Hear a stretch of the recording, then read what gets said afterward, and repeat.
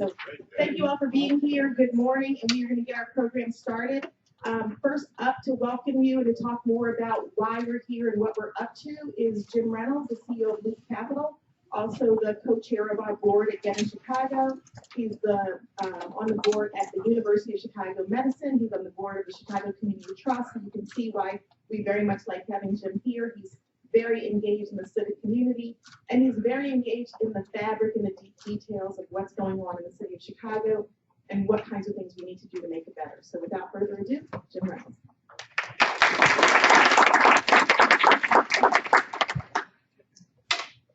Thanks so much. Thank you, Tony. Well, it really is a pleasure for me to be here today. This is a big part of my passion, a lot of my time, and quite frankly, one of the most worthwhile endeavors that all of us in Chicago are dealing with. You know, it's so interesting. Several years ago, when you would talk to CEOs downtown in business meetings on North Michigan Avenue or LaSalle Street, the subject of violence would never come up.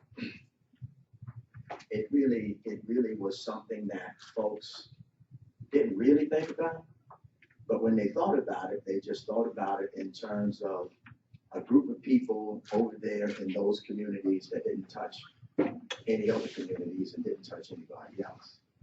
And that if you lived in Lincoln Park or the Gold Coast, you really didn't even come in contact with it in Chicago. And for many years, that was true. The violence was incredibly localized. A group of African-American young people, predominantly males, killing each other, shooting each other, retaliating against each other. That's really what it was all about. Inglewood, South Shore, Lawndale, Austin, Roseland, those were the communities you associated with. Now I go into those same meetings, and I sounded an alarm probably 5 years ago to the CEO community, and I said, hey, guys, if we don't start thinking about what's going on with those youth in those communities, those kids actually aren't going to stay in those communities and kill each other right there. And it's going to be an issue that's going to have a permanent hail on the city of Chicago, and that as CEOs, we ought to think about it. You fast forward to now, the violence is in Lincoln Park. Violence is actually on the Gold Coast. The violence is in the West Loop, carjackings, shootings, robberies, everywhere, everywhere. No matter where you live in the city, when you step out of your door, you actually have to think about it. You know, is somebody going to rob me between my front door and my car if you live in Lincoln Park or Michigan Avenue? And so when you stop and think about some of the issues that Get in Chicago is dealing with, we sort of approach it at its core. Because you still have to go back to those communities, because by and large, it is very concentrated. Except now the folks get in cars and come out of those communities and go to other communities. When I think about the Healing Hurt program, it's very, very interesting. Ted, it's a pleasure for you to get here, for coming in. I sincerely hope you can make it out. But welcome to Chicago in the wintertime. When we started Get in Chicago, there really was not a focus, as I'm aware of an organization that really looked and analyzed this issue and put metrics around what was going on with this subset of violent youth. I think the definition, by and large, of most folks was if a kid lived in Lawndale or South Shore or Woodlawn or Inglewood or Roseland, and it was an African-American kid or Hispanic kid, that was an at-risk youth. And by and large, that's probably true. But those really weren't that would actually think about pulling a gun out and shooting somebody. Most of the overwhelming percentage of youth in all of the most dangerous communities in the city wouldn't even think about that. Shooting a grandmother, shooting a baby, firing a gun into a car. Overwhelming majority of youth wouldn't even, that would not be something that would be in their consciousness. But within that community, there's a subset of youth that is in their consciousness and do think about it and plan on it every single day. That's what they do. Prior to getting Chicago, to my knowledge, there was never an organization, and there were some community-based organizations that were doing good jobs, but that had the profile that actually began to put a definition around that subset of youth.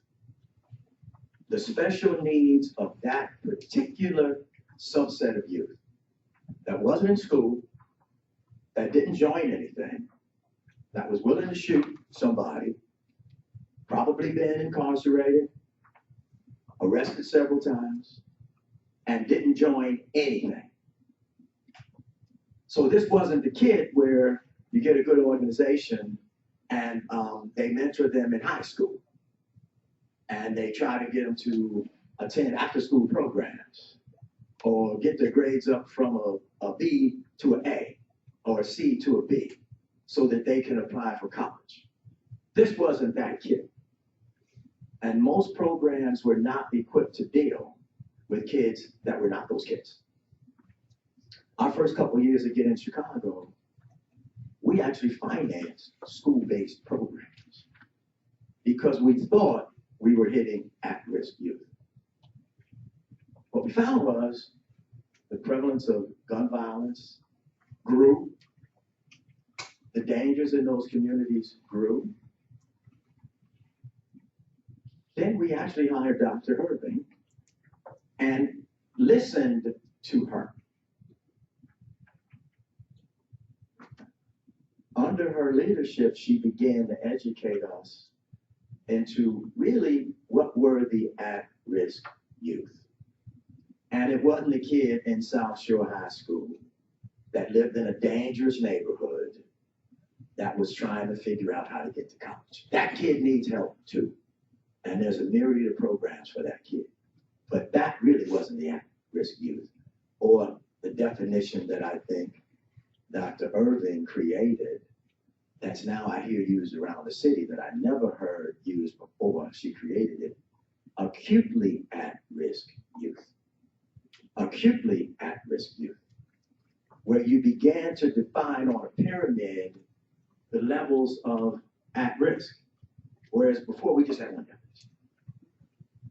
And as we started to look at the definition of, or the grades or levels of at-risk youth, we began to understand how to fund the programs that reach those youth.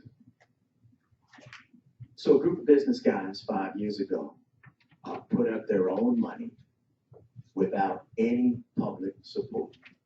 We raised $45 million. I gave $1 million, a few guys gave $1 million, some companies gave $5 million. And we said, let's kind of go at it. But we're free to go at it without any pressures, political pressures, because we didn't have any public dollars. Influences, because all of us put our own money up. We hired our own leaders, we have our own board, we have our own governance. So we create what it is that we do. So let's get down to the crux of it. Took us 2 years and getting to Dr. Irving to figure out. Let's pull all the funding back that we were administering to organizations that did okay stuff with youth. Let's get all of our funding out of the schools. Let's go after programs that actually are community-based, smaller programs, like Healing Her People, that actually focus on kids that are truly acutely at risk. Been shot, been arrested, dropped out of school, no hope, no future. Let's get programs that administer to them.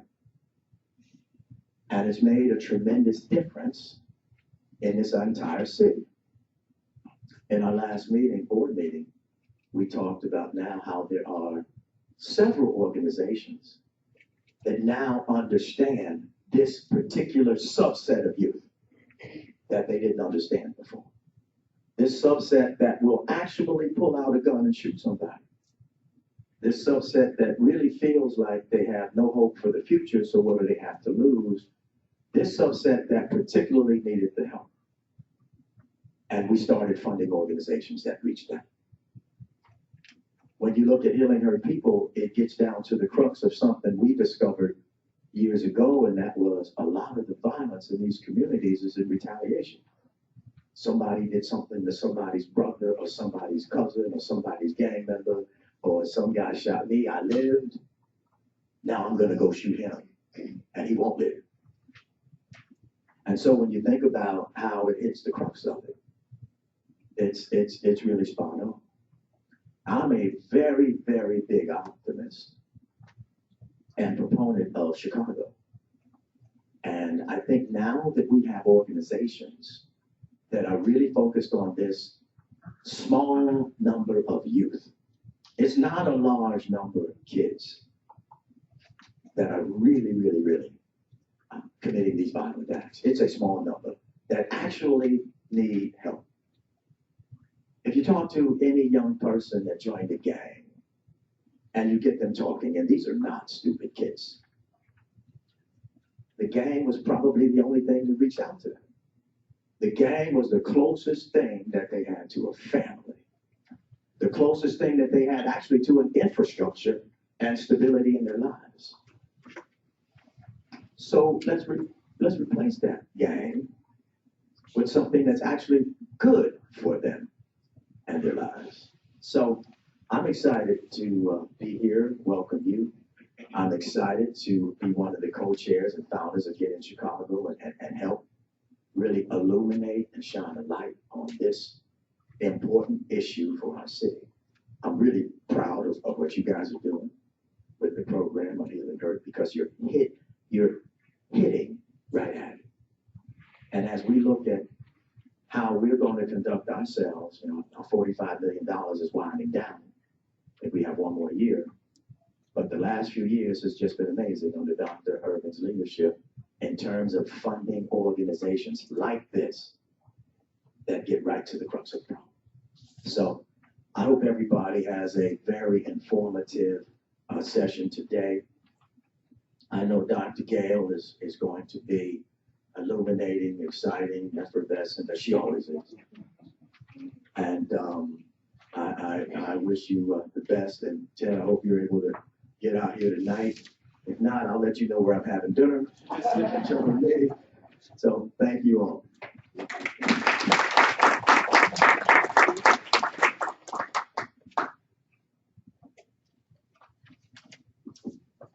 Thanks so much, Jim. That was an excellent setup for our discussion today. Next up on our schedule is Senator Durbin, but for those of you who watch the news, you know that Senator Durbin was in Washington until the wee hours of the morning, making sure that we actually had a budget in place. And so I do want to say that Senator Durbin was very eager to be here because, as many of you may know, that he introduced legislation that is focused on improving coordination and training to identify kids who experience trauma and provide them with immediate support. The Trauma-Informed Care for Children and Families Act capitalizes on the amazing innovative work being done in Chicago and across Illinois. And so he's eager to see how this work plays out and how it coordinates with other activities going on in the city. And so with no further ado, I'd like to invite Dr. Ted Corbin to come up. You'll see his bio at the back of your program, and he's going to give you an overview on the Healing Hurt program, Hurt People program, which started in Philadelphia and was founded by Dr. Corbin and Dr. Rich. Thank you. Thank you, everyone. It's really an honor to be here, and we're so grateful that folks are paying attention to this issue, because it's been a challenge, I'm sure, in Chicago, in Philadelphia, and many of our larger cities, unfortunately. And we'll talk a little bit more as we get into things about how it was that we came to this work. But briefly, I just want to give you an overview of what the program is, some of the findings that are that we're discovering with the young people that we're working with, and just how they're healing, which is the most important thing. So we we started at one level 1 trauma center in Philadelphia. Philadelphia has 5 level 1 trauma centers, and then adult trauma centers and 2 pediatric level 1 trauma centers as well. We happen to be at 5, and one of them is one of the pediatric facilities. And our efforts have really been to really promote and deliver trauma-informed practices and care to the young people that have been intentionally injured. And we recognize that there are individuals that suffer from child abuse and neglect. There are folks that suffer from intimate partner violence, and there are programs in place demonstrated to prove effectiveness, but not so much for that in between for those young people that have been victimized or victims of interpersonal injury. And so that's where Healing Hurt People lives. We also, extremely important is that we pay attention to the mental health consequences, because for many years now, we're realizing that trauma really does, in fact, lead to psychoviolence. And so paying attention to that is key to helping the young people and their families heal. Turn it off. You might have. But what I can tell you is that the next thing is that, I mean, these are statistics that you probably know already. John actually conducted a study up in Boston in his primary care practice, which found that 23% of the young people that came in the door had PTSD. And then we saw in Healing Hurt People, we did a cross-sectional study that 75% had PTSD. And then we're also grappling with this idea of PTSD as pervasive and prevalent it is. For many of the young people that we see on the show that you work with, there is no post. And so we're grappling with that issue and trying to make it not as pathologizing as it has been in the past. We also know that anyone that comes in for an intentional injury, or a penetrating injury specifically, 44% in 5 years come back for another injury. Of that same population, 20% is dead. So there's no question about the issue. These are the 4 quadrants in which Healing Hurt People lives and works: physical health, behavioral health, family health, and social health. And in each of those quadrants, there's a lot of things that our providers deliver. So I'm making it simple, but they do a lot of work. And we've tried to cull it down, because when folks ask, what is it that the program actually does, what does it deliver, we just wanted to cull it down to 3 things. And it's really about meeting basic needs. Many of the young people that we see don't have identification. And so something as simple as that to get them plugged into the grid in some capacity to help them get the additional services that they benefit from. And that's our little tagline, is about getting up and getting started. Decreasing psychological and non-physical distress. This is really important because this is where many of our staff are skilled in utilizing different modalities that they've been taught, specifically around trauma-informed practices to work with the young people. And these are creative. Some of it involves meditation, some of it involves mindfulness activities, movement activities, and creative activities. It's an effort to get them better. And then we want to plan to connect them to systems of care beyond our program. Again, recognizing that we are one slice of the pie. We can't operate in a vacuum. We have partners both in probation, also community-based organizations, whereby we are an acute service, recognizing that we can do something for the interim to help them get connected, but we're not going to be able to be there for them for the long time. But we do have some services that we provide to get them ready for some additional long-term services. What we also recognize is that many of the young people have a lot of system aversion, and that they think that we're getting information that we're going to provide to police that would also kind of track them in some ways. And so our efforts are really to try to peel away that myth. This is our effort to get them connected. This is a schematic of how our team actually works. We have a program manager, and then we have two community intervention specialists, which are licensed social workers. And then we have a community health worker peer, which is new to our team, but it's actually someone with a lived experience, and also someone someone who may have been exposed to violence or witnessed violence. And they've gone through a training that we developed around trauma-informed practice, mental health first aid, and things of that nature, so that they too can connect with the individuals that have been victims of interpersonal impact. These are the areas, again, assessment, case management, our self groups, and our self groups are specifically out of the sanctuary model, working around safety, emotional management, loss of future, and then also trauma-specific modalities like EMDR.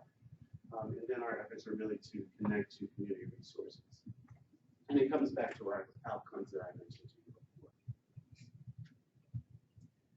This is actually the flow of actually how it happens. Someone comes into the emergency department, if the injury is severe enough, they're admitted to the trauma unit.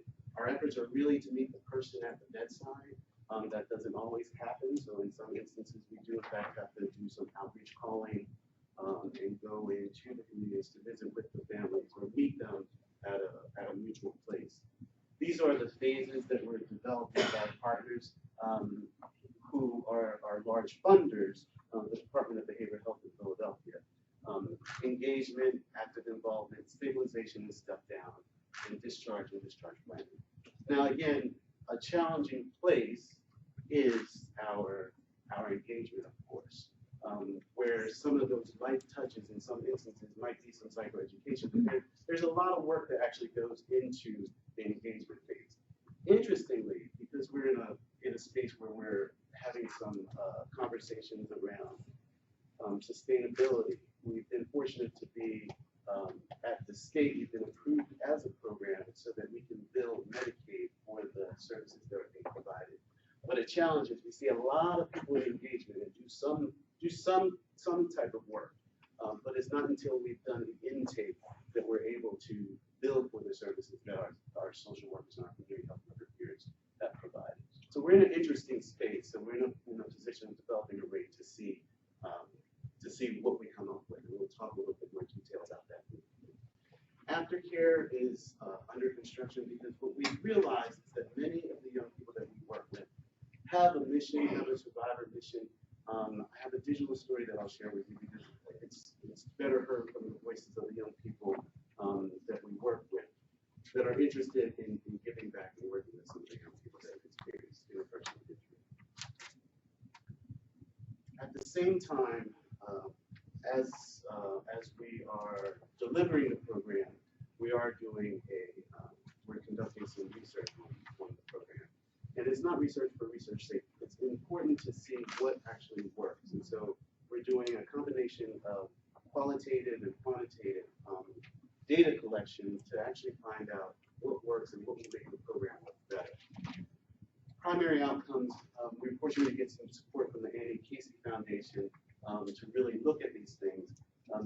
Primary outcomes, hospital recidivism for violent injury and arrest rates for violent crime, assessed at 1 year follow-up. That's important, but what's really important to us are these secondary outcomes. Do we actually get them better? Psychosocial variables, and I'll show you that in just a second. So this is the process by which our evaluation is happening. We're looking at our control group and our intervention group. And how did we do our control group? We took advantage of a natural experiment. When our funders were interested in us expanding to the other hospitals, we had to have a ramp-up phase. And so as we ramped up, we collected information from a control group. So we told them we don't have a program in place now, but we will in about 6 months. Would you be interested if we had such? They would agree, and then we also asked them, are you interested in answering some questions? And we collected some information. And these are the things that we collected. Now, of course, the city is most interested in our violent re-injury rate, as well as arrests for violent crime. We're interested in that also, but again, when we're speaking about the individual themselves, we're most interested in these issues of depression, PTSD, drug and alcohol misuse, and substance misuse, sleep quality, personal mastery, social support, self-rated health status. Those are the things that we're most interested in. To date, we have about 67% of the study completed, and we're working to continue to collect. These are hard to reach individuals in some instances, but our efforts are really to collect the information to kind of give it back to the program so that we can make the appropriate tweaks so that we're serving the patients to the best of our ability. I want to shift over to our digital story. This is also part of the program. There's a week-long process where we engage individuals. There's a story circle just to collect their stories, and it's about 2 minutes, a little over 2 minutes. But it really gets at what they've experienced, what they've learned, and where they are now.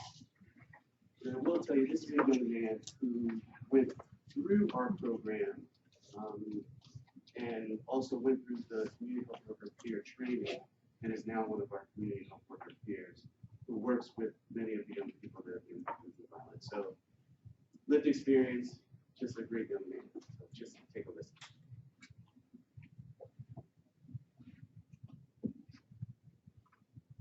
Safety is the condition of being safe, freedom from danger, risk, or injury. My definition of safety was being around my friends holding guns, but little did I know that my definition of safety was about to change. November 23rd, 2011, I was shot while someone was trying to mug me. Being out there every day selling drugs, I knew would eventually get me shot. I just didn't think it would happen how it did. I was walking out of an apartment complex when I saw a shady figure at the entrance to the complex. At that exact moment, I knew my fate. I tried to play it cool by walking past him, but he grabbed my arm, put a gun on my side, and forced me to the back of the apartment complex. Thinking of how to get away, I grappled with the gunman, threw him to the ground, and the gun went off. I was shot 3 times that night. Safety was now a top priority. Having nightmares every night made me feel like I needed to have a gun on me. In my dreams, I would always get shot. The only way I knew how to stay safe was to have a gun and stay around people with guns. Time went on and I was back to the same bad habits, back to the block. Safety was on the brain, so I stopped hustling in the apartment complex. I went to the next safest place, the corner. But being on the corner made me more on edge and put me at greater risk for something to happen to me again. Back then, safety was just having a chance to escape danger. August 30th, 2012, I was shot again on the corner I was hustling on. Not again, I said to myself as I was laying on the ground. I couldn't feel my right leg. Thoughts going through my head were I'd rather die than to be in a wheelchair for the rest of my life. Once in a while, I go back to the spot where I was laying, and I see myself on the ground in pain. I talk to myself that's lying on the ground, shot and bleeding. Trying to comfort myself, I tell myself, it's going to be okay, it's going to be all right. A month in the hospital gave me a lot to think about how I was going to stay safe. I thought the only place I could be safe was the hospital. Today I stay safe by being around people who support me in my future. I stay away from the neighborhood where I was injured. I go to school, I participate in Heal and Hurt People program as a client and an intern. I'm making safety decisions that allow me to have a better future. This is what safety means to me now.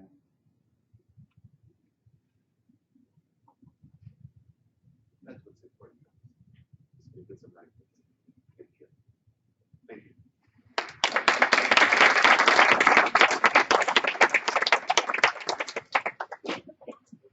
All right, I think we're gonna move now into our moderated conversation with John and Ted.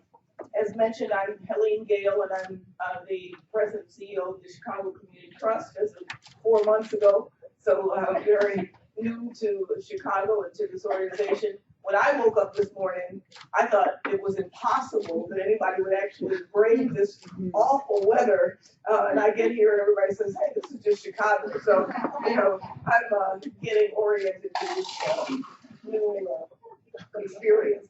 You know, for me, it is very exciting and it's wonderful to be able to be part of this.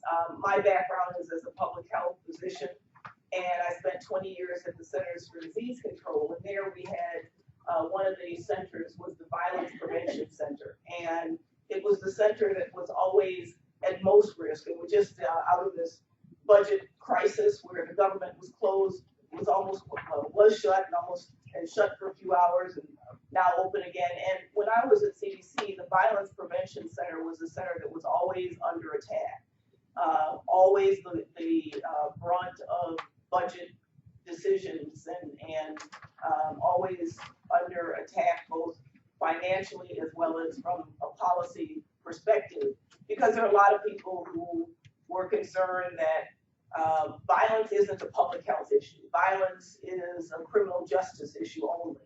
And that if you start talking about violence as a public health issue, then you open up the policy can of worms around guns and gun control and all the issues that people conflate with this issue of violence. And so for me, it's really exciting to be able to talk about an issue from a perspective, from a broad perspective, that doesn't just look at the public safety issues, but also looks at the public health and the health issues and the overall implications. I also just want to say, you know, I loved what Jim said about how this is becoming an issue that affects all communities. And I think it's really one of these issues that we also approach from the lens of equity and social justice. It is important that this is something that all people think about, but it's also important that we recognize that even if it is in certain communities, that it isn't those people's problem, that it's all of our problem. And that if we think about what's good for all of us, it makes a difference whether or not there are young people who are locked in a cycle of violence and don't have the equality of opportunity that so many of us, most of us in this room are able to think about. So, you know, for us at the Trust and for Getting Chicago, an affiliated organization within the Trust, this is a very core and essential issue that is not just around this particular issue, but it's around our commitment to social justice and equity more broadly. So I'm really pleased to begin this conversation, and I'll ask two gentlemen to join us, and we're going to have a moderated conversation for about a half an hour, and I don't know if you want to open it up to questions from the audience afterwards, or if you want to keep that till the end.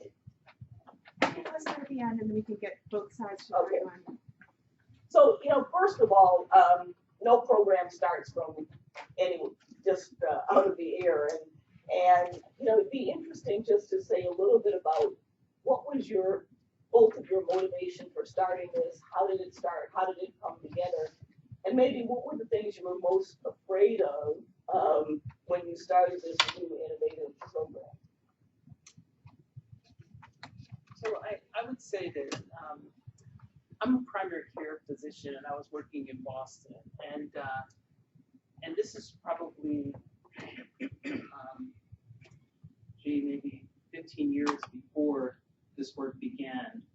I was at Boston City Hospital, and I remember, I'll actually never forget the day I was walking up the stairs, and I ran into a colleague of mine who was a trauma surgeon, an African-American trauma surgeon who had trained in New York, and he was frustrated. He said, you know, we've got to do something. I'm seeing all these young people who come in as victims of violence. He said, a guy came in, I repaired the wounds close to his aorta, he survived, and then I'm driving into my car a couple of days ago, and I hear that the same young man is not dead. So he said, you know, these young people sit in the hospital for days, and no one talks to them, no one connects with them. And so I became interested in why it was that people who got injured were likely to get injured again.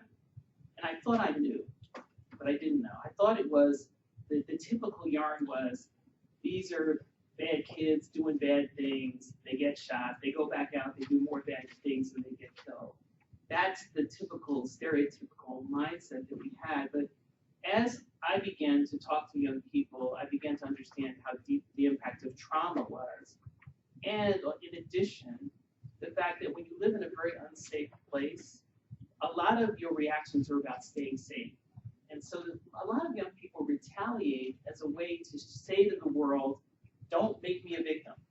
So even if you do something to me and I don't do something back, their perception is other people seeing my being passive will take advantage of me. And so part of it was understanding the context.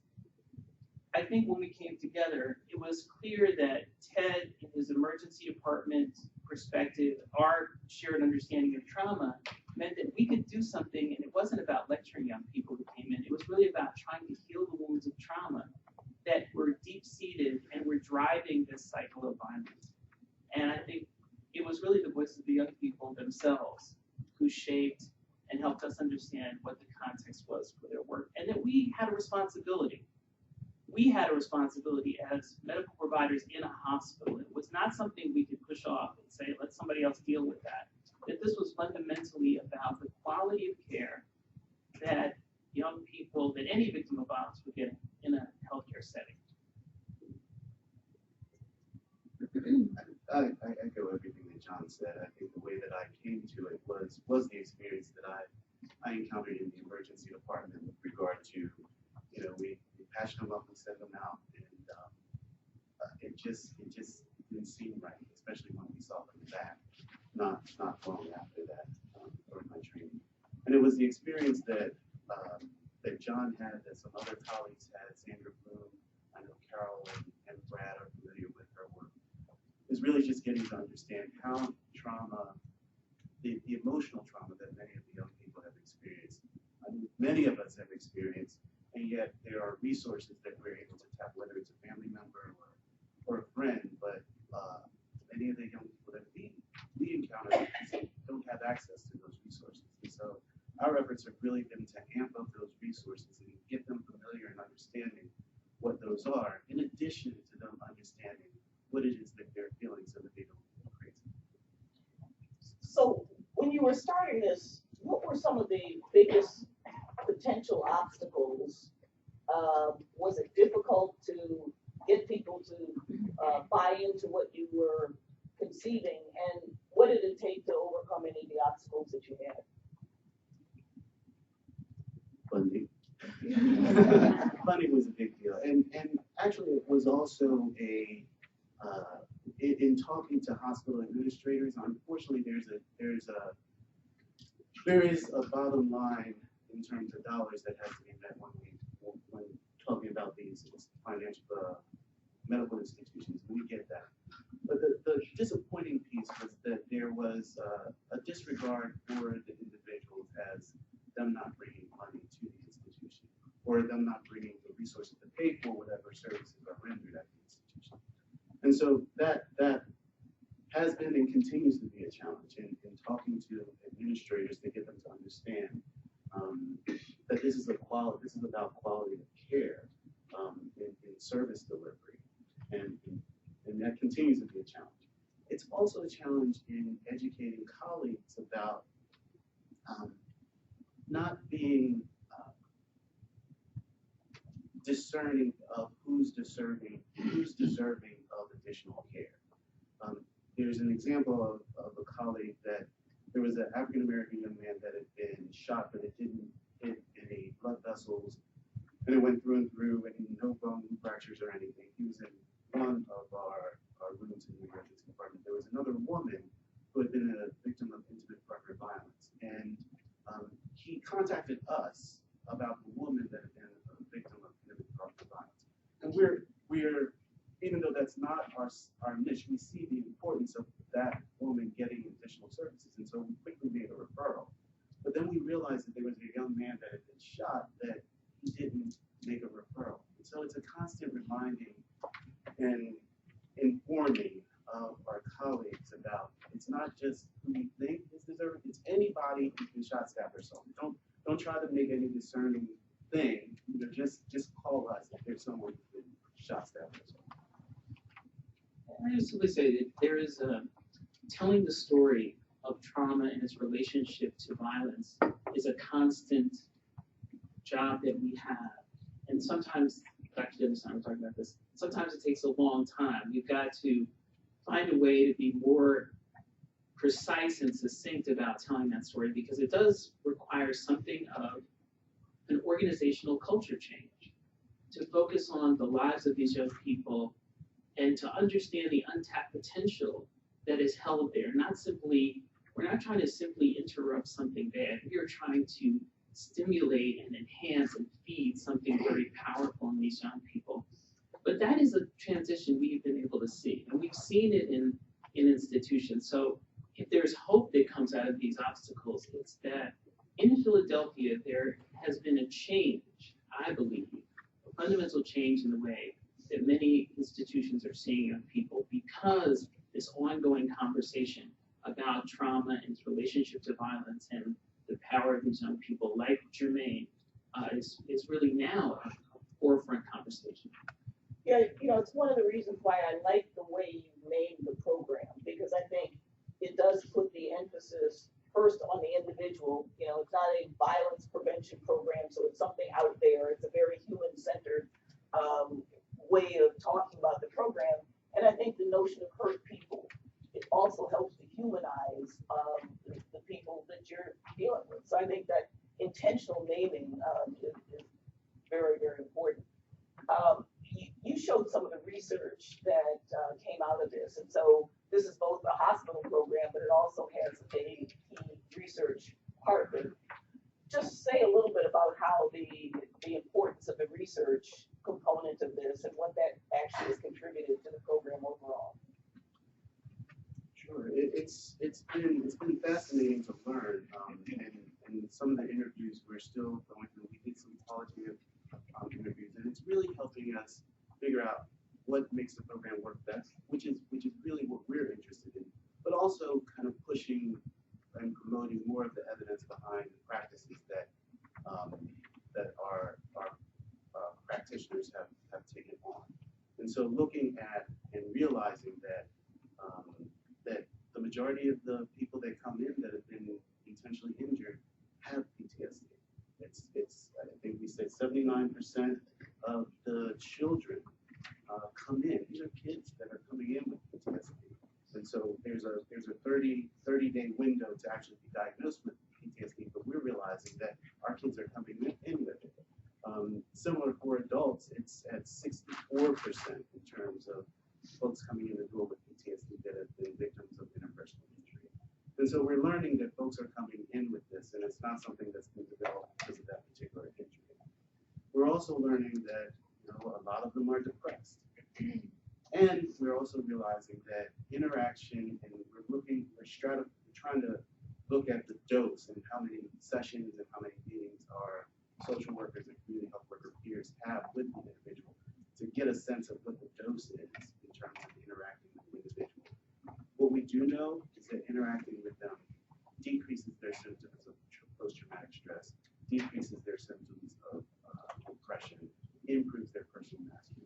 And that in of itself for us is really important, because we do see the differences in the And to be as specific as possible in looking at data for program participants, what we see is a decrease in the prevalence of PTSD of about 18% for those who have two measurements. For children, we see decreases in their severity of trauma in the 40% range, decreases in their depression in the 30% range. And those are significant. They come in quite high, but what we are seeing is improvements that are measurable in terms of their symptoms, and we know that that has an impact on their risk of violence, but it also has an impact on their ability to function in the world, their ability to do well in school, their ability to engage with different systems. That's ongoing research, but we're encouraged by the fact that we're seeing these improvements and improvements compared to, on the research side, compared to controls. So we know, for example, that in terms of sleep, if you look at controls, they get a little bit worse over the period of time. The participants in this program get significantly better. If you look at perceived stress, a little bit worse if you're not getting services, significantly better if you're participating in the program. And these are informing our thoughts about how to do better. So we're now thinking about how to embed more culturally responsive healing practices into the program. And we've gotten some support from the Robert Wood Johnson Foundation to consider how to make sure that our interventions especially deal with issues like racial trauma that many of our young people are doing. So, obviously, the research has been very important for showing you what you've accomplished so far, also pointing out where you can make improvement. How is this program different now than it was when you first started? What are some of the things that you added along the way as you learned more and more about what you were accomplishing? We've definitely invested in professional development activities for our providers that are specific to trauma-specific therapies as well as trauma-informed therapies as well, and also some of the creative practices and creative modalities, and specifically mindfulness as well as movement therapy. We've recognized that has been extremely helpful and beneficial in delivery. The other piece is, I mentioned the engagement earlier. It is challenging because there is a significant amount of distrust that individuals have when they encounter us. And so having a team that is both culturally sensitive, culturally diverse, and understanding to approach the young people that we're working with is extremely important. So those are some of the things that we've learned over the course of the time that we've been there. Besides the research partnerships, you have a pretty broad base of other actors that you engage in, and kind of putting the client in the center and thinking about the broad set of needs. Speak a little bit about the other partnerships that are part of this and what it's taken to kind of keep that sort of collaboration moving forward. Well, a key partnership has been the main funder, the Department of Behavioral Health and Intellectual Disability Services for the City of Philadelphia. And it's unique to have this program, to your point about not putting it in the context, not calling it about violence prevention, but about healing. To have that really strong ongoing partnership for 10 years has been very powerful because it has made us think much more deliberately about how to connect people to other services. We also had, I think, an insight fairly early on after we attended a youth fatality review. Do they conduct those here in Philadelphia? Here in Chicago. Do they conduct youth fatality reviews here? There's a violent death reporting process that we have across the board that includes youth. Yes, so that exists in Philadelphia, and it really entailed getting all sorts of systems in the room: the police, the medical examiner, the schools, behavioral health, child protection, medical providers in the room to talk about the case of a young person who had been a victim of homicide. And going there, we recognized, well, it's good to think about policy implications of this, and yet the child is dead. How might we begin to do this process for a child who is injured or a young person who is injured and still alive? And so we began to bring together the same actors to present a case of a young person who had been injured and to talk about where we had missed our connections. And so we have police and schools and child protection in the room on a quarterly basis to begin to ask how we can work more deliberately together to meet the needs of these young people. And it has also provided a forum to train our partners about trauma-informed practice, particularly in the context that we're working. So part of, I would say, a lesson here is that it is about our ability to engage our partners to understand this paradigm of trauma-informed practice, and for us to figure out together, what does that mean for our work together? How are we going to make sure that if there's a need, for example, the probation folks have come to us asking about the possibility that our social workers can actually go into the youth detention center and provide services there. That came out of conversations about the extent of trauma and the limitations of the services that they were able to provide. You look like you're about to say it. No. No. Okay. So, Philadelphia, every city has a lot of similarities, but they also have differences.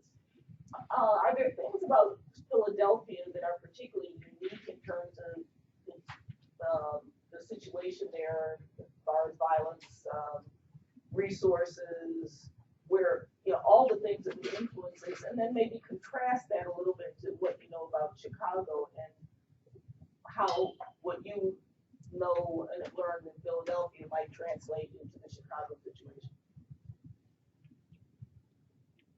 So what's interesting, we were talking last night about the rate of homicide is quite high in Philadelphia compared to Chicago, despite the numbers of people, population in Chicago. One difference that I noticed specifically is that there are no gangs in Philadelphia. There's nothing that's organized as such in Philadelphia. Does that make it easier to reach? Not necessarily, because in some instances when we engage in youth, we do in turn engage someone that they might identify as a supporter, a friend, a partner of such. Other differences, in terms of structurally, again, I'm not sure how if there is a Department of Behavioral Health in Chicago, but the effort of reframing the issue as it relates to trauma has been important.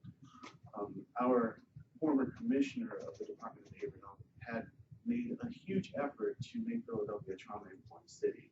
And so he took he made a lot of efforts of engaging other city agencies to become trauma-informed. I know your public health commissioner is working toward that effort as well. And so there's opportunities to really move that forward. I would simply add that, you know, to Ted's point, I think the notion that leadership at the health leadership in the city can articulate the desire to become trauma-informed is powerful, and we heard Marita talk about that a few months ago. Philadelphia is also the poorest of the 10 largest cities in the country, with like 26% of the population living below the poverty line. And so that presents, I think, some unique challenges. Expansion of health insurance for poor people has been important, but I think it means that we have to also consider other complicating issues in the lives of clients, food insecurity, housing insecurity, as part of a holistic view of what is needed. And that does require strong partnerships. And we've been fortunate to have those strong partnerships. I think that I hear in the room and in the conversations here that many of those strong partnerships exist here. And that, I think, is the fertile ground for making sure that these programs can thrive. So you're starting to look at replication in other places, Chicago being one.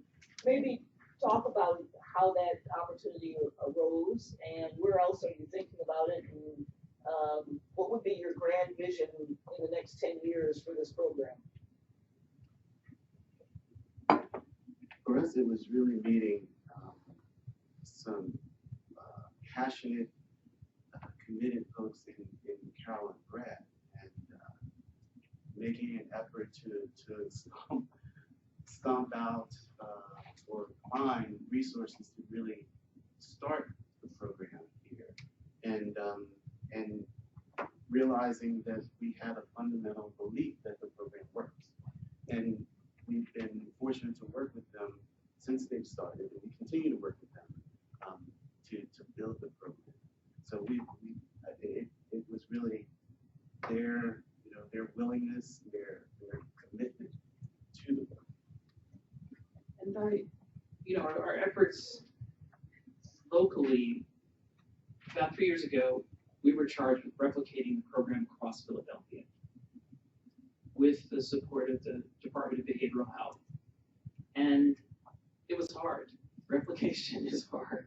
Scaling up is hard, but it's part of a public health model. And once we've identified the problem, we know some of the risk and protective factors, we begin to identify and evaluate interventions. The next step is really to begin to take it to scale. We have learned a tremendous amount about what is necessary to be very specific about core fidelity measures within the program, to have a robust database where we can follow and measure. And now as we move to sustainability, we're moving from a largely grant-funded program to one that will have a different sort of a business, in a sense, the business of healthcare model. So these programs are always evolving and changing. And so we are looking for, the opportunity to learn together as Healing Herd People replicates in Chicago and grows. I think there's a lot that we can learn from one another. As for the broad vision, it is a fundamental belief that we have that this is a responsibility that the healthcare sector has to play, that healthcare and public health have to play together with all of the other partners in law enforcement and child protection to make cities a welcoming and non-traumatizing place for young people so young people can thrive. Wherever that happens, we're interested, but I don't know that we have to be the agents of that. I think as more and more as we have champions who are articulating this value, healthcare organizations will see the value of being a part of that, will want to be a part of it. And we found great champions within institutions in Philadelphia. I think that is one of the key pieces, to identify champions, like many of the folks in the room that you'll hear from, to really carry this forward and to articulate a message, and making sure that the young people who really are the experts about this, that their voices are front and center in this conversation. So you mentioned scale, and I think that's always the biggest challenge when you have a program that you find is successful. How do you actually take that to scale? How do you make sure that it's replicable? And you mentioned kind of moving from grant funding to a more sustainable model. You want to say a little bit more about what you're thinking and what do you think the challenges for bringing this to scale are? I'll start with the reimbursable piece. We've been fortunate to have partners with the Department of Behavioral Health, and interestingly, they have essentially a managed care organization that works with them for behavioral health services, and they've been pushing us to be able to reimburse for the services that we're delivering. Last year we were approved at the state level for the services, so that we are our own program with the services that we deliver. We're right now in the process of negotiating a rate, and again, not our forte by any means. Business school is not our thing, but that's where our chief financial officer of the institution is working with us to develop a rate. We recognize that will not cover the entire cost of the program. We will always need to do some level of fundraising for the work that's being done. Also, John mentioned a business of sorts in developing this model, but not a lucrative business by any means. It's really just to support the infrastructure of the program and the folks that deliver the service. And I think what it's helped us to think about are issues that are critical. What are issues like productivity? When you're dealing with young people with this many challenges, how do you support staff when you're also asking them to do more and more?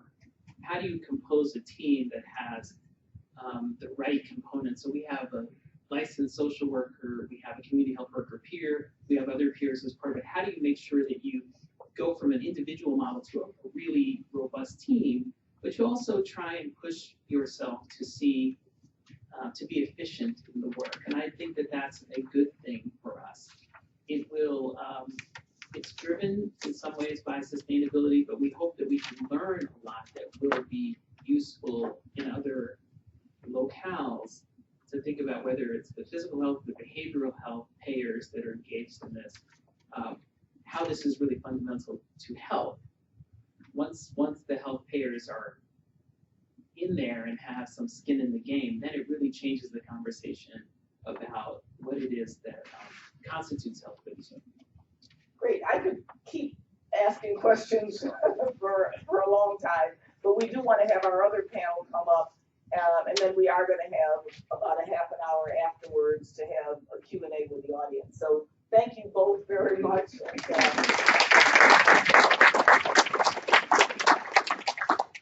Thank you.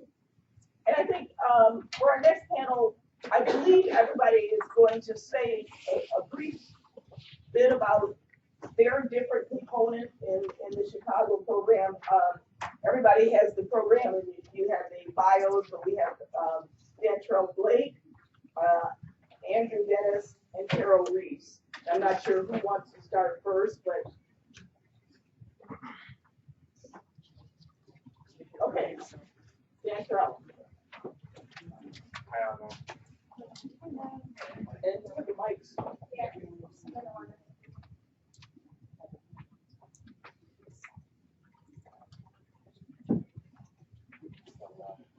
Yeah, I think everybody should start with a few minutes, 5 minutes on what you do and what your role in the program is.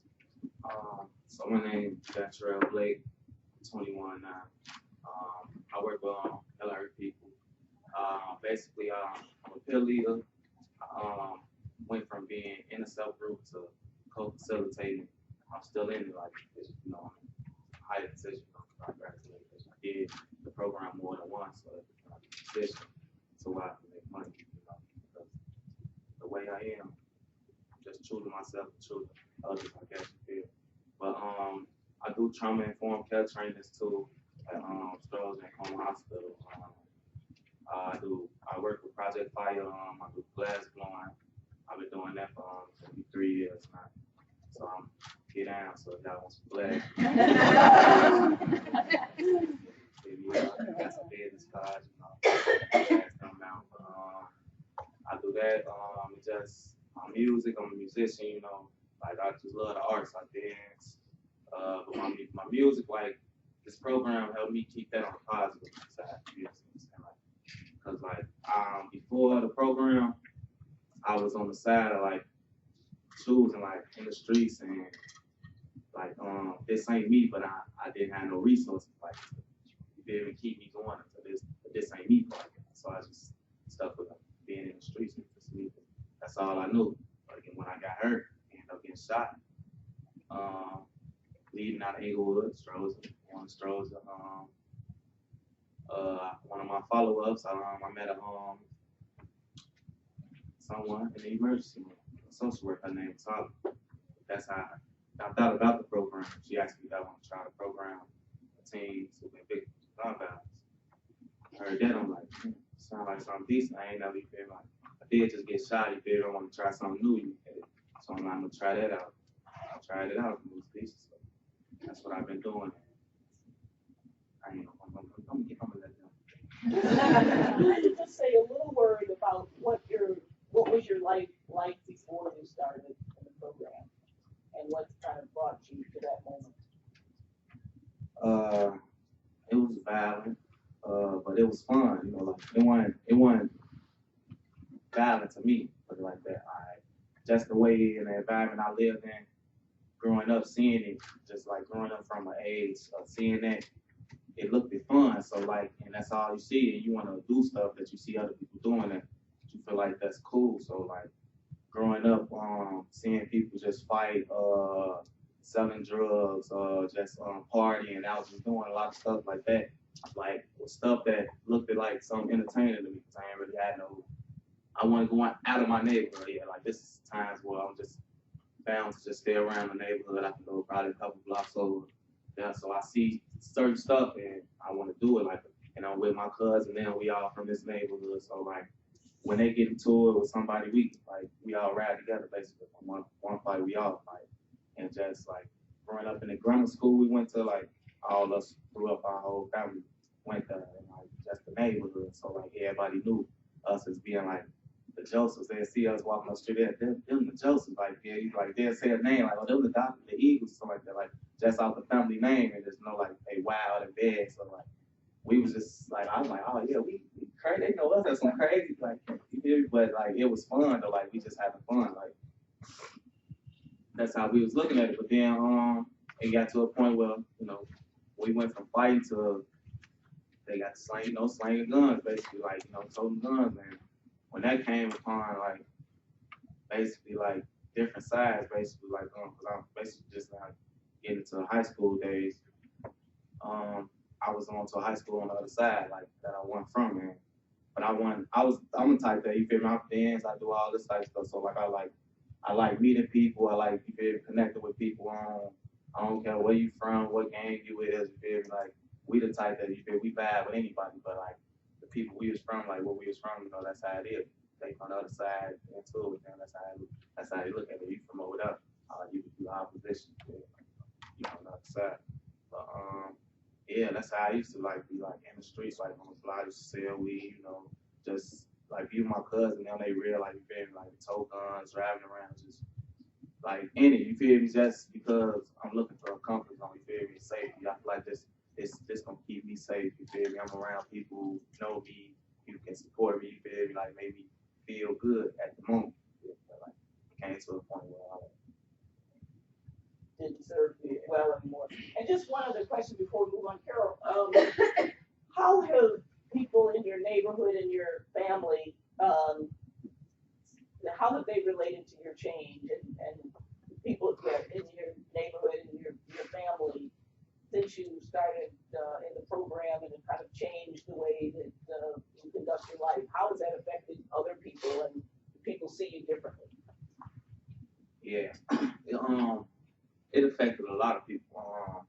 Like just people be watching me now. Like they like I'm friends with a lot of people on social media. A lot of people following me from like Instagram, Facebook, stuff like that. But like when people share like they see what I'm doing and like me just posting stuff like up, like they ain't never seen stuff like that, like when I'm doing stuff like that a lot of people ain't never been able to do or get to do, like, and they just see a change in me, like some people get shot, or just get like something happening, like keep having like violent things or just stuff that mess your head up back to back happening to you, like they'll be like, I'll be in the nut house or something like that, you feel me? But they see like I can cope with it and just keep going on the positive side. So that's like mindset I got basically like changed them a little bit, like change them around. You feel? They make them want to move different. Like somebody just came up to me the other day, like he been watching me, but now you feel me like not on the like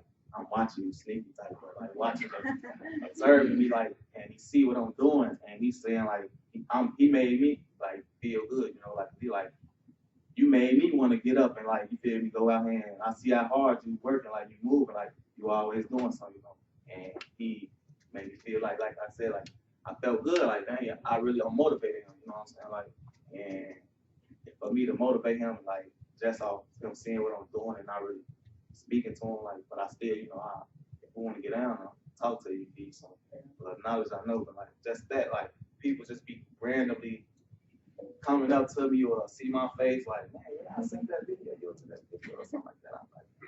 I'm like I'll be random locations, like I'll be feeling good, like, because I know I'm progressing and they see it. That's great. So you've become both giving people a lot of hope and you've also become kind of a role model. So great. Carol, maybe we'll turn to you. You've been very involved in this issue of trauma and your work at Soldier. And you come at it from both you're a reverend as well as a social worker, and you've got a lot of different perspectives that you bring. So tell us a little bit about your involvement. Okay. Yeah, mostly I'm peer reverend rather than so I think that's why it works for me in the trauma unit. I've been in the Department of Trauma for 12 and a half years now, working to integrate mental health services, spiritual care, and in the earlier days, palliative care best practices into the work of our department. And I was invited to be a part of that process by One of our trauma surgeons who had done some work with young men of color, asking them about what it took for them to survive their traumas. So years and years, many years ago, our surgeons were asking the question about what does it take? What helped you? What helped you recover? And so we looked at faith-based interventions, we looked at mental health services, over the last 12 and a half years, have been really working very, very diligently to integrate those practices into the work of the Department of Trauma at Cook County Hospital. And I think for me, it was doing some additional work on post-traumatic stress symptoms. And John and Ted spoke about that earlier, that it really and truly pushed me over the edge into trying to figure out some more specific and intentional ways to address the needs that young people that we were caring for were dealing with their lives post their traumatic injuries. Our initial work showed that 42% of our patients and their family members who came in for follow-up care screened positive for post-traumatic stress symptoms. And as we've been digging into that data a little bit deeper with the young people like Dantrell that we've been working with, it's upwards of 60 to 65% of them have post-traumatic stress symptoms, and it gets worse with exposure to particular types of violence, not even their own injuries, but actually what we're seeing is that people who have been exposed to community violence when they've seen a loved one or a friend murdered or witnessed a homicide themselves, the post-traumatic stress symptoms radically increase. For those who've witnessed a homicide, it's 100%. As I began to do that research a few years ago with some of my social work colleagues and reporting that data to Dr. Dennis and his colleagues, our trauma surgeon staff, people got really kind of freaked out about that. It's like, what do you mean 40% of them have PTSD? That's crazy. So that really led us to be able to begin to seek funding to address that, and then the partnership with my colleague Brad Stahlback, who's now at the University of Chicago, and Ted and John opened up some opportunities for us to explore replicating this model here in Chicago, which addressed the violent injuries on a really broad level of interventions that can still be situated in the hospital at Stroger and at Comer, where we're able to, as John and Ted eloquently described, really have these touches with people as they first come in and experience the trauma unit as a patient. Let me just a couple questions.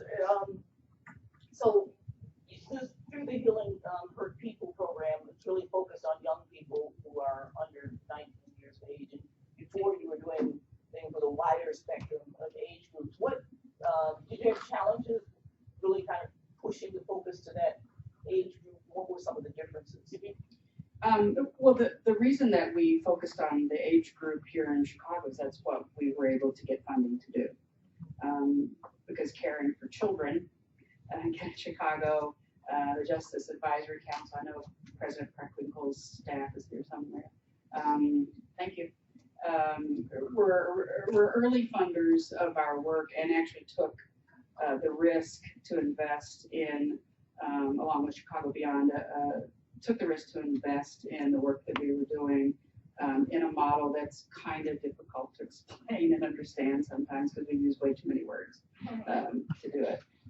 So that was the early challenge and still remains a challenge because the volume for us in our level 1 trauma centers are among the adult patients.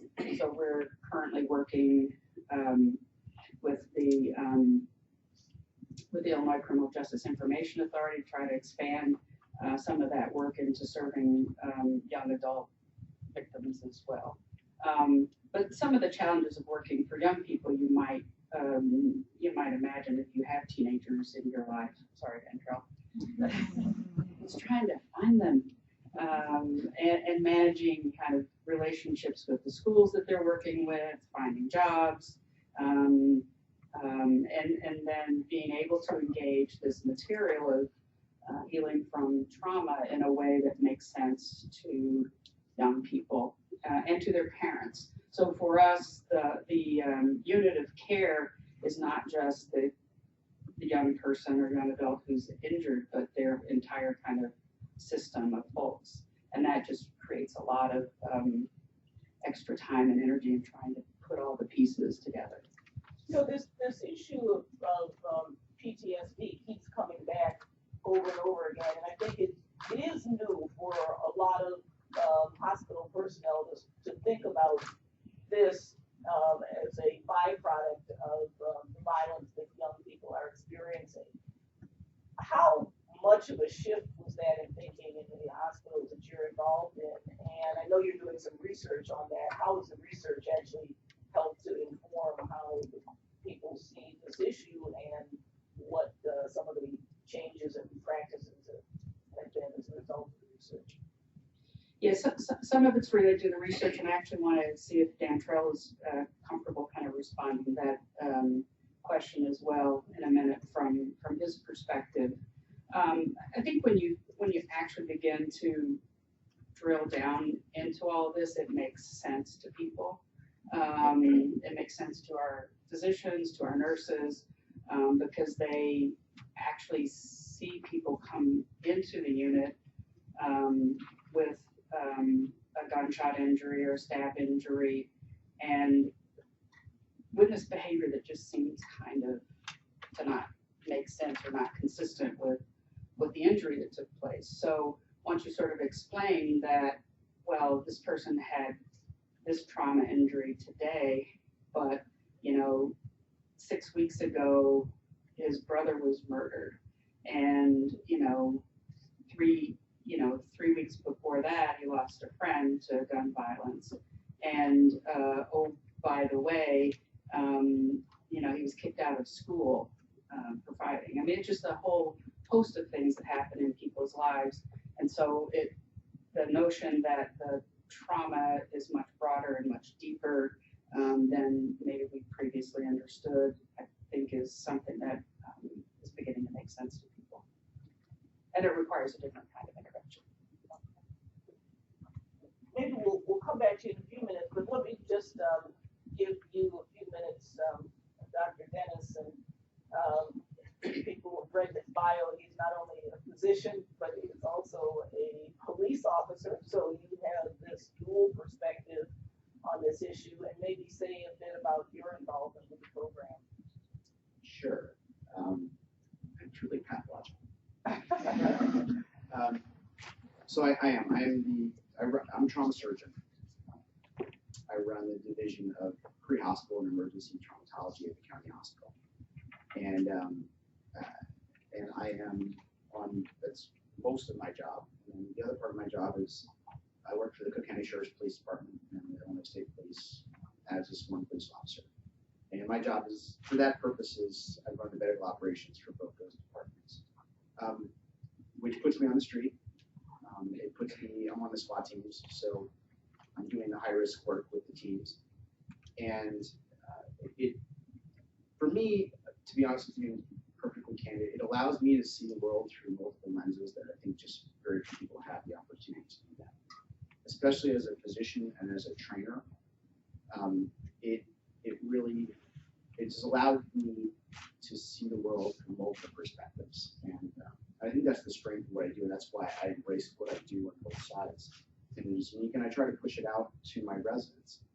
I just want to back up for one quick second, because I'm not quite sure everyone understands what trauma surgery is and why it plays into this, and I think it's important. When you get hurt and you go to the emergency department, you're taken care of by a physician, and that physician is usually an emergency medicine doctor. That person is educating a whole host of modalities, and usually they'll put the fire out. If you need to get admitted to the hospital, you'll be admitted to the surgery service, to a medicine service. And that person may never see you again, and hopefully you'll ever be back in the ER. Trauma is very different. The concept of trauma is door to discharge, and that makes the trauma surgeon, especially at the county hospital, which right now is the busiest urban trauma center in the nation. It makes me, as a trauma surgeon, your doctor, I'm your emergency medicine doctor who's going to resuscitate you.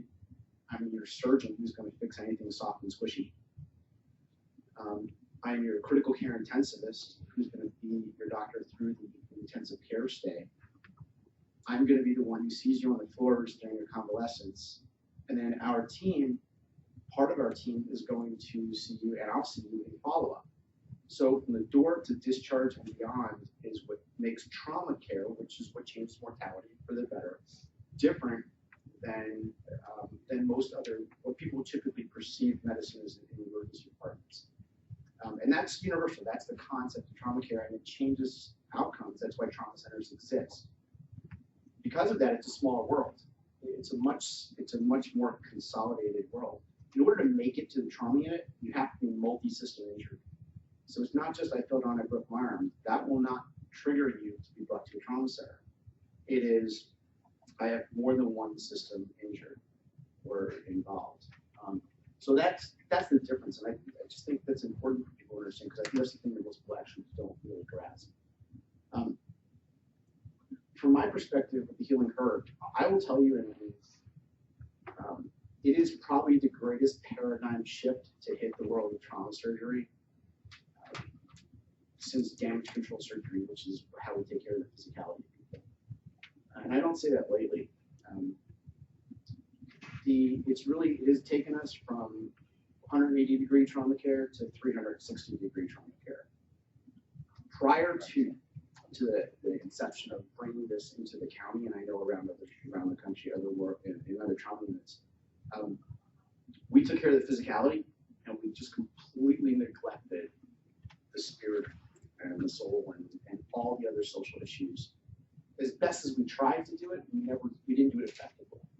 And I think what has happened in this paradigm shift of bringing human hurt, at least to the county and around, it's changed that model for us, because I see this really 360-degree trauma care that was never really offered effectively before.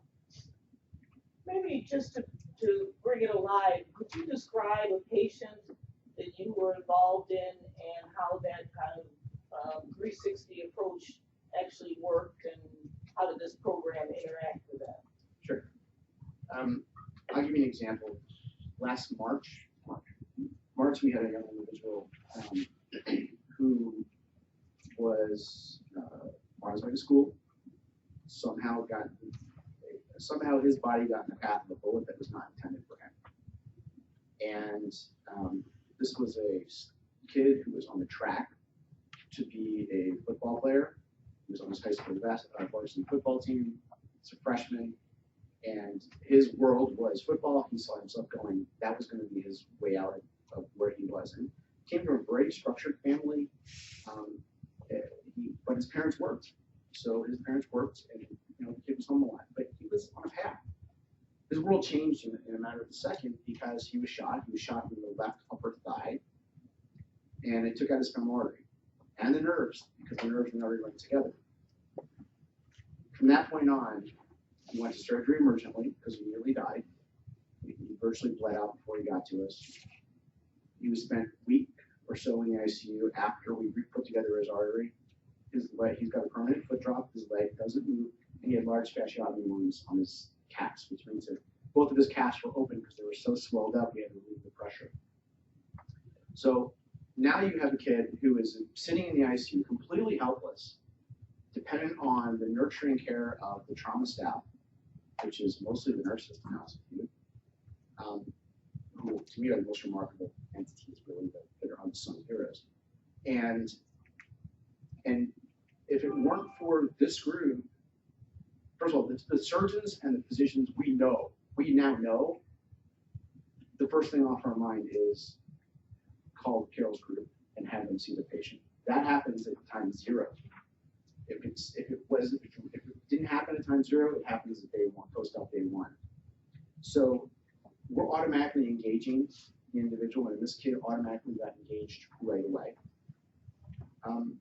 And then he was, his convalescence was, he was in the hospital for 4 or 5 weeks, in bed, didn't want to move. He regressed. When he was 15, he regressed to about 12, because kids do. Pout, didn't want to talk to anybody, didn't want to get out of bed, didn't want to motivate. And just having the ability to have someone work with him on a regular basis, and just talk and hear him out of what his fears were, how his life was going to change from here on out. That was priceless, to be honest with you.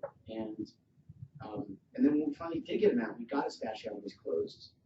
Now we had to go to rehab. Now he's going to inpatient rehab for another 3 weeks. And again, this group followed him through that. And then he went home. And now he had to adapt to his new environment with his new limitations. And there was no more football because that was his life. So what did he do? This group followed him through that. And now he's glass blowing. He's doing other things. He's given other tools, been given other tools. And his parents have been empowered to help him and also educated. So to me, that's the 360 of it. Because 15 years ago, 12 years ago, the care would have stopped with the physicality. And we would never have seen this kid. I have not seen him probably 3 or 4 months now, but our Carol's group does see him. So where the doctors fell off, which is what typically happens, there is continuity that is maintained beyond physician. And that's happened because I move on to the next patient. But someone is looping this kid back in. He's still maintaining this and he's still progressing.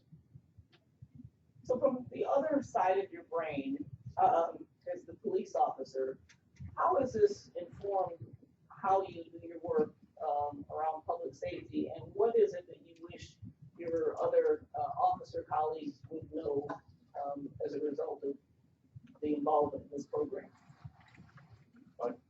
Kind of goes back to my discussion earlier. First of all, there are very few evil people that we take care of. Most of the kids, and I'll say most of them are kids, because I'm getting old, are products of bad decisions, and often those decisions are influenced by the environments they're coming from. The other thing I will also say is that if you don't understand where your patients come from as a physician, that doctor had for 1 second, then if you don't understand where they came from, you're not going to understand where they're going back to once you have completed your care of them and once they leave the hospital. So you're discharging them back into these environments. And this is where the law enforcement kind of meshes between. Because on a regular basis, I'm the 5th guy on the stick crashing down doors at 5 a.m. looking for drugs and guns. And the environments that I have been in, it turns your stomach. A lot of these, what people refer to as homes, are very divergent from what my kids, or I perceive as a home on the north side of the city. And that also has got to be understood. I encourage my residents to go out and ride with the fire department, ride with the police department. They need to see this. Because as doctors, they are only grasping half of the picture. They don't see this. And the cops need to understand that it's not the world versus the police. And unfortunately, we're very polarized in law enforcement right now, and that is the greatest disservice the world has done to both sides. Because if I'm a police officer and I'm called to the scene, you dial 911, you're calling me because you cannot solve your own problem at that moment. The problem then becomes, I have one tool in my belt as a policeman, and that is to take away your freedom. That's it. I'm not a social worker. I don't have access to 24/7 social workers. So the only tool when you present me with a nail is the hammer to take away your freedom or someone's freedom. That automatically makes me adversarial and a threat. So de-escalating that, I think, needs to be understood. And we've trained our police officers. I hate the word militarization of police, but we have risen to the occasion to train law enforcement with a very strong military mindset. And it's not intentional. It's actually because I think a lot of law enforcement officers are coming back from Afghanistan and Iraq, and the homes they're finding are in the careers of law enforcement. And they learn the warrior mindset, and it's a different animal. You're in a different place. You're profiling. There's a great book, if you haven't read it, called Left of Bang. Left of Bang is the Marine Corps paradigm shift of if you're looking at a timeline, bang is the event, left is before the event, right is after the event. And the goal for the military was to stay left of bang, to predict it, to profile. It's called combat profiling, to identify the tells of and to identify risks so that you can mitigate and maybe never see the bang. So you're stay left of bang. Because once you're right of bang, you're purely reactive. And that's really what happens when you die on 9/11. We're reactive. There's no proactive, there's nothing proactive there. So I think that from a law enforcement side, we need to take a step back. And really, I think the paradigm shift came around September 11th. Because so when you put on a badge as a cop in the city especially, you're asked to look at the world through the lens of identifying and profile terrorists, people that are looking to do great masses of people harm. But then you have got to be able to de-escalate, take off that hat, take off that lens and shift to another lens and look at the humanity of a circumstance where you're trying to solve a problem. And then you may take another lens and then have to go save someone's life. So the ask is really quite remarkable, and the training is just not up to par yet, to be honest with you. So that's where the world's mesh for me. It allows me a lens to see the world from both sides. And I do, I'm on the national speaking circuit for law enforcement. I teach the FBI. And these are the topics I discuss. The other most important thing, which was touched on earlier, is that these kids have a post-traumatic stress, I'm going to say injury, because I don't know the word disorder. They have an ongoing predating the injury, the physical injury, post-traumatic stress injury. I'm an injury doctor. That's what I do. Carol works with injury unit. Trauma units are injury units. You don't want me taking care of your high blood pressure. I will kill you. But you do want me taking care of your injury, because the injury is not just the doctors and the nurses. It's her team. It's the nutritionists. It's the social workers that are looking for placement. It's the pharmacists. It's all of that team. That's what makes a trauma center. And when you mesh all of that together, and you educate everyone else to understand that these individuals coming in pre-injured, they're already pre-injured. So I love the term healing hurt, and Carol and I were talking about this yesterday. You know, you're healing hurt 1 or hurt 2. I got a list of where hurt 7 hurts with A, B, and C for each one.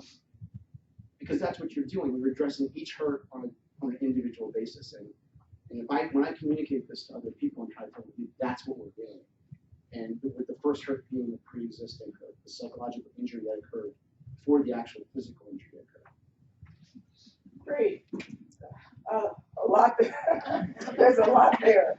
I think we're going to now open it up to questions, and I'll invite our other 2 presenters to come back to the front. And we'd love to get some audience participation. I know this has really stimulated lots of thought. So we will be calling on people, and please just say your name and where you are from so that we can all get to know people in the room as well.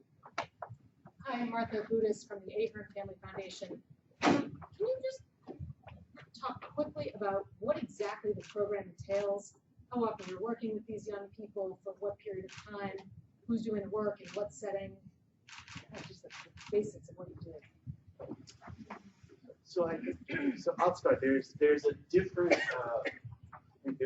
version at different sites. So for us, I'll speak specifically at Corbin University Hospital. Anyone who's shot, stabbed, or assaulted that comes into the emergency department, I'm going to give you one scenario where the person is admitted. So this person's injuries are severe enough there that they have to get admitted to the trauma unit specifically. Someone will call our team, and it will be a social worker and a community health worker who's a part of that team. They will then do a bedside visit once the person is stabilized. And it's really, in some ways, it's a consult service for us. And they will do a needs assessment. But again, again, I'm giving the quick and dirty kind of explanation because there's a lot that's entailed in that bedside visit in some instances. So they do a needs assessment. They find out what the needs and goals are of the individual, figure out if in fact if they need insurance, they'll work to get them health insurance. Then they also work to make sure that they have the appropriate follow-up care. After they've identified their needs, they do an intake, and the intake involves doing scales around PTSD, depression, so that they know what some of the things they want, what the social worker and the community health worker here would want to work on. And so through the process of physically healing, they're also delivering some behavioral health counseling as well as case management. So that's the key. It's a hybrid of case management and behavioral health counseling. And the case management is the carrot, I would say, because most individuals are not so inclined to be on the receiving end of behavioral health counseling. And they work with them anywhere from 1 month to 3 months to 6 months to 9 months to a year in some instances. And we work on achieving those goals, decreasing the symptoms of trauma, as well as getting them connected to long-term follow-up. Carol, you want to say anything about how it operates here? Yeah, it operates in a similar way here. It's a little bit different at county because we have a team of people, mental health chaplains, folks already embedded in the unit. So we often are the first responders as young people come in, and I think Dantrell described that earlier, that almost immediately someone from our team talked with him about his injury and about the programming that we offer. So we do a lot of crisis intervention, supportive care with families and loved ones around the injury as well, in addition to psychoeducation about the long-term impact of trauma, exposure, things that they might experience when they go home, along with some resources to help cope with all that.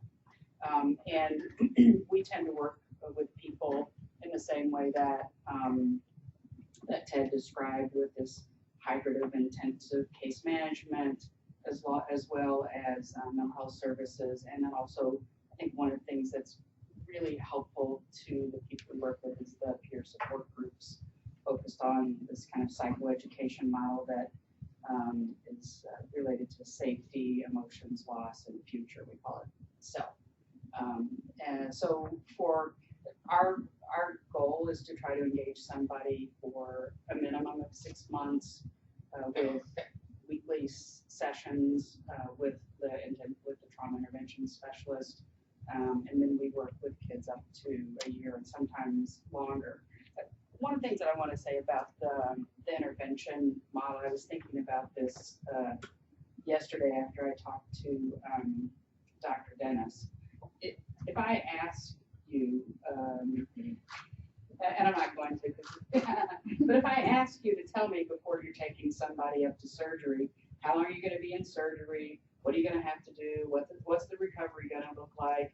Your answer is going to be, I don't know. I don't know until we get there. And then we do the surgery, we open them up and actually see what's there. And it's kind of like that with this program. We don't know until we get kind of embedded in the lives of young people and their families, what it's going to take. For some of our kids, you know, the only thing they need is help getting back in school or getting schooling services at home so they don't fall behind after their injury. For some kids, it may take a really long time to address multiple stressors in their lives. Not only what happened, the injuries that happened before they were shot, but the injuries that they go back to. I mean, it's, you know, when we talk about post-traumatic stress symptoms, it's not post. It's not post. It's ongoing. So I think that requires a different level of intervention. So in the same way that the surgical teams sort of, I don't know how long it's going to take, we sort of, I don't know how long it's going to take. And that's not a helpful answer sometimes with funders, with hospitals. And I'm not saying that we don't want to be held accountable for the type of intervention that we do, but there is a certain amount of, we have to get in there and see and make a plan of care before we're able to really tell you what's going to happen. All right, I want to get as many questions in as we can. We have two over there. Yeah, I've got one question about the. Who are you and where are you? Steve Ajax of Family Focus. It's really exciting, the idea of using the extended time in the hospital to have that reflection and to build a contact. I'm curious about the dynamics of who's the person who goes to see the patient and how is that connection made? Because I would imagine somebody in a hospital, it's a board environment, they're not looking for somebody to counsel them. So I'm curious about how that dynamic is made to open the door for conversation. You want to answer that? Well, I call them social workers, trauma intervention specialist. That's who her name her name was Holly. Like on one of my follow-ups, like I ain't meet her, like the day I got injured, I didn't see yeah. But like when they told me to come in for a follow-up, when I went in the emergency room, I sat on the bedside waiting for like the doctor to check me out. She came up before the doctor and basically she let me know who she was and what she do, and just asked me did I want to try out the program. She ain't tell me I had to, or like you've been injured, you need this. Like she just like let me know what the program was and like did I want to try it out. And I was like, yeah, like it sounded like something I never heard. I didn't never heard, I got injured and I wanted to do something anyway. So like they was like there, like at the right time. So what are the characteristics of the person? I was just going to ask, maybe saying a little bit about what are the characteristics of the person who first approaches somebody who comes in your different facilities? Well, I'll do that. I was just going to add something about how we work. We're kind of, I'm an Episcopal priest, so we're kind of like little evangelists, right? I mean, we know that there's an injury. We understand kind of for many people what that can mean. And so our job is to actually do that outreach. We get referrals from the physicians and from the nurses and from the housekeepers, from everyone in our team. But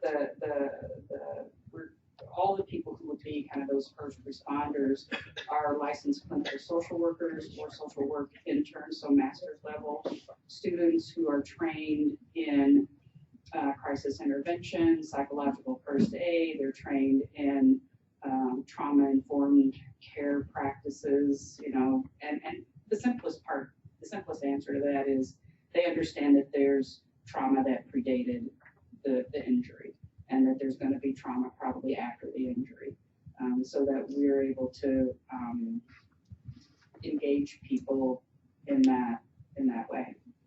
I just want to add real quick. I'm Brad Solak, Carol's partner in this work here. So we don't go to people and offer them counseling or therapy. The whole trauma-informed paradigm is you're changing it from what's wrong with you to what happens. So if you offer someone counseling or therapy, the implication is there's something wrong with your mind, right? And what we're really there to do initially when we meet them is to offer support, tell them about what we can provide, and to just convince them that they might want to trust us. That's it. We're talking about trauma, any type of trauma, and how to manage that. But it's really, it's not about going there to offer a clinical intervention. It's about going to offer support because of what happened. Other questions from the audience? Helene? Yes. Oh, sorry. Yeah. No, your hand was up first, but anyway. Yeah. Can you talk about I'm sorry, David Heller with the McCormick Foundation. Can you talk about how over time in your the care delivery, what the mix is of your own staff, people, and then or bringing in partner groups folks in the community to deliver, to work with the patient?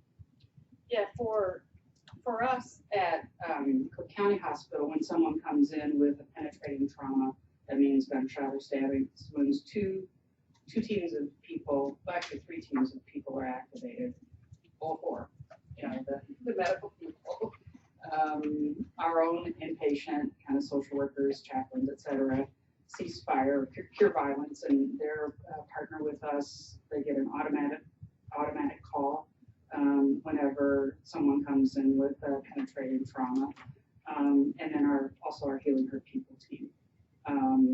So that's kind of what gets activated immediately. And then with some of the work that Brad has done at University of Chicago Medicine, engaging the behavioral health teams and getting some funding to develop a clinic that assesses and serves young people with mental health issues related to their trauma exposure. We work with all kinds of partners in the community, schools, other supportive services. We have a partnership with Outreach Chicago that works with our young people, providing jobs and training in the arts, and we integrate a support group into that program as well from the Healing Her People side. So I think we're have a pretty robust informal network at this point, and I hope that as we move forward here in the same way that Ted and John in their program in Philadelphia have done, that we get even more embedded into the work that's going on in Chicago to serve young people with violent injuries. I think you actually partially answered it, and I thank you. And first of all, thank you all for what you're presenting. I think it's about time we have these conversations and the whole concept of the hospitals coming together. I'm sorry, Helene Gayle, I'm the Chief Medical Officer at Advocate Christ Hospital. And one of the things I love your summary of that whole comprehensive trauma care and embedding this whole program within that. So with that said, one of the questions that I have, you intimated a little bit about the community ties, and some of it is fairly informal. How do you envision building that in a more formal, structured way, identifying? So, for example, for Dantrell, the glass blowing and the artwork, that's just amazing to be able to have that opportunity to build that. Is that something formally structured through your companions group, or talk a little bit more about the community outreach and the opportunities to provide that as a career? You want to talk about that? No, at first, when I started, I ain't see the last one because it went at the firehouse. It was on 87th and Greenwood. Right. Oh, that's where your self group was. Yeah, that's what I'm saying. Like, yeah, that's where it started. But I ain't see the glass one. So, like, I don't think it existed then. Yeah, it didn't exist at the moment. But it was, I was just getting into that and just by starting to feel the vibe of growing with the group. So like I felt like everybody, like I was growing a connection, even though I ain't really know everybody, but like we could really vibe with each other and like just get a good group session going. So like I just stuck with that. Then that's when like after 2 sessions, that's when it got switched over to the firehouse, and I seen the glass. Oh man, like that was like some lava. Like what's that? Like, whoa, I ain't never seen nothing like that. So Pearl, her name Pearl, she told me to try it out. Like, and if I like it, just keep doing it. You know, I tried it out, made some paperweight. That's the first thing I made, and I just kept doing it from there. But like it was like something I never did. Then like that, it was a way to make some money. You know, money. You say something about money. You know, that's everybody want to make some money. So like that's another thing. And then there was something in the art. So like like after the art sales, like after we started having like art sales, the art shows and stuff like that, like I knew like it was something for me, like cause it made me feel good. It kept me focused, like bringing me back to my senses. You know, like it just like it was like therapeutic. You know, like even though like I wasn't trying to get the therapeutic part from it, but like it made me more aware of just stuff I do and just being on like just on it period. Like you don't want to burn yourself, you don't want to do nothing, so you're gonna be on it. You want to get everything done right. but like it's definitely like a big way to like expand on the job side. Like I went to just seeing like traveling. I went to Philadelphia, like New Jersey, up in Wheaton Arts. It was like a glass blowing community, and like just like the auction, they was doing like live auctions. Like I have my gun, I sold one of my guns. It's got a knot at the end of it. It's called anger rejected, basically. Like you gotta be angry to pick up the gun, but the knot rejected, the anger, and like make you think about it. So like that's why I named it. I sold one of for like $300. So like that was one of my first. Yeah, glass.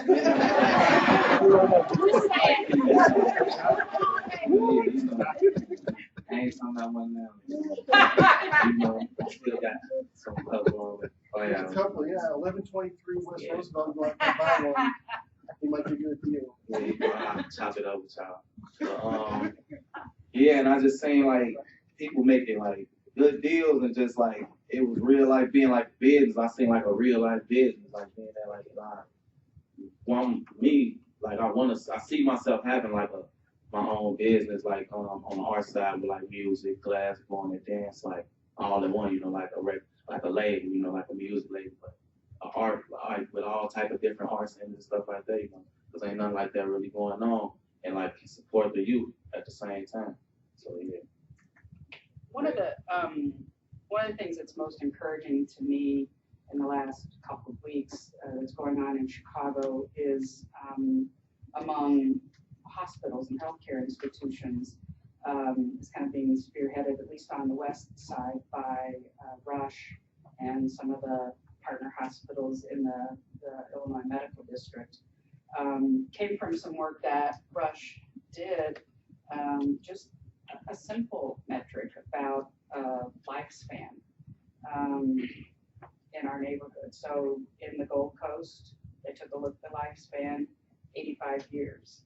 4 miles west in Garfield Park, North and South Lawndale, the life expectancy is 67. You were there, yeah. So, you know, within 4 miles in the same city, check my math, 16 years difference in lifespan. So I think that what I'm hearing from the healthcare institutions is, you know, this is a public health issue. We have a responsibility to be in these communities as anchor institutions, not only to provide healthcare, but, you know, jobs. Pay attention to economic development. Pay attention to schools. Pay attention to opportunities for young people. Pay attention to safety. Because we're spending hundreds of thousands of dollars locking young people up for a year. We're spending tens of thousands of dollars for one trauma visit. And we have to be able to think about how to do this in a different way that actually has a positive impact in our community broadly.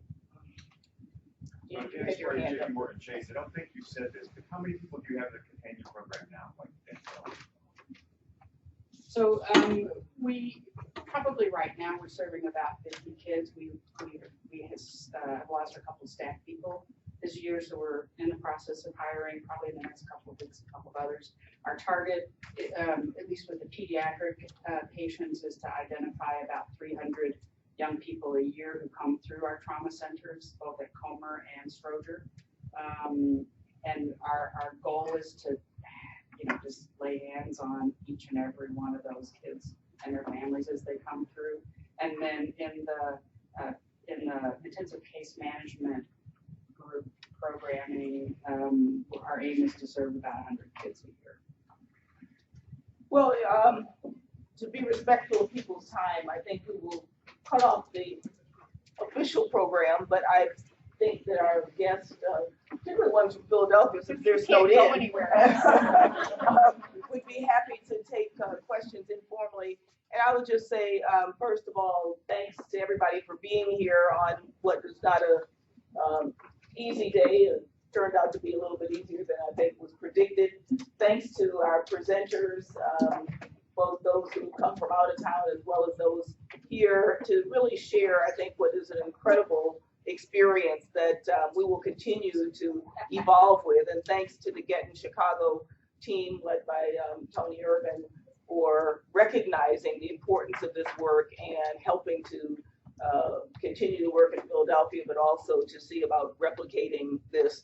As somebody who's not only a public health physician, but also a pediatrician, for me, this issue of how we treat our children is such an important issue, and recognizing that no society can afford to waste the potential of its youth. So thank you very much.